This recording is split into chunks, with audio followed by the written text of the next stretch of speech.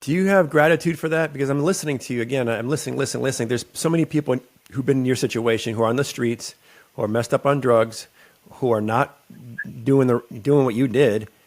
And I think you're the anomaly. You're not the norm for the situation you've Mhm. been through. So do you ever sit back, reflect, and say, you know what, God, how did I get out of that and get right into a spiritual journey rather than not Yeah. being so fucked up by it? Because there are Yeah. so many people that can just torment their life for such a long time.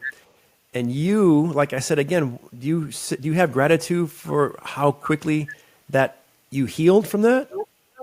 Yeah.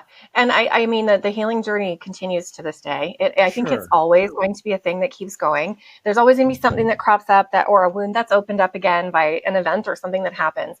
But I'm immensely grateful that I have the will to still continue on. I have this, I don't know, like just some kind of innate strength.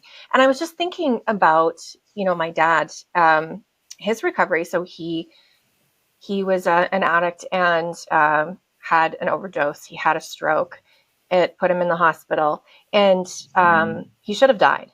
He should have died, but he didn't. Wow. And he actually like walked out of the hospital with his own strength and his own legs, and stroke victims don't often have that.